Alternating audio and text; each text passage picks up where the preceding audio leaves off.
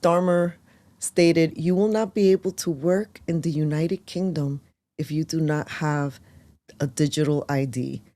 And if you're asking yourself, well, aren't we in the United States? But don't we see the trickling effect of what happens sometimes in other states happens here, or something gets sort of like rolled out in another country, tested out? I kind of feel like what's happening as a rollout in Australia is connected to all of this. So that's why I wanted to kind of begin talking about it. Have you guys heard any of this, just out of curiosity? Well, Cozy, you want to go first, or? No, no, go ahead. Go ahead.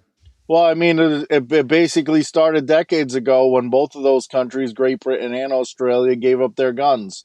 So as soon as you do that, that's when that it doesn't happen overnight where they start taking freedoms away, but they do it little by little, and there's no way you could have a revolution. So it's basically you don't have a choice. The government has pretty much complete control over you. You could peacefully protest, but they know that you can't do anything. You're not a threat. You don't have a way to defend yourself. You don't have weapons. And you see that with communist countries who try to revolt, and they're throwing rocks and things of that nature against soldiers who have armor and guns. It's not going to work out.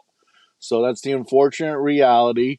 Um, we have the First Amendment here in the United States, but it's protected by the Second Amendment. And that's, I keep wanting to reiterate that point, because several times a year we'll have a mass shooting, and the argument will come up constantly about the fear of people and wanting to ban guns.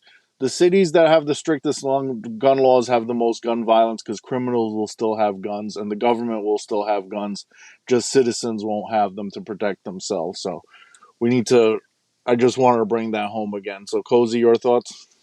Yeah, well, when it comes to digital ID, we're in deep trouble because they know that at any time, if they can just literally starve us out, right? You don't follow along. Let's say you don't get a vaccine, you don't, you're not respectful and respectful, or you're hurting people's feelings online. Like, they're going to be able to shut that off, and you won't have access to your money, you won't have access to travel, you won't have access to anything.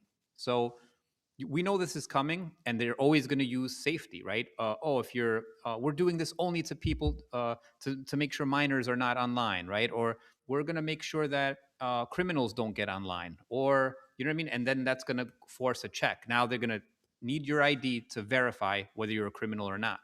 Okay. And they're going to starve us out. So how do we prepare for this? First, obviously, spread the word, right? Second, say no as much as you can, push back. And third is, I mean, which should be first, is start creating the alternative. We don't have that in place right now, and that's a problem. And if you're in a city like New York City, we're in deep trouble, because once they shut that off, we don't have access to farmers immediately, right? We don't have these things. But we could develop relationships with them. We should be making connections with people like that to be able to get our food in, food, water, whatever. People might think this is extreme, but let's prepare for the worst. That's all I'm going to say. I'll drive the trucks and bring the supplies in. Don't worry about it.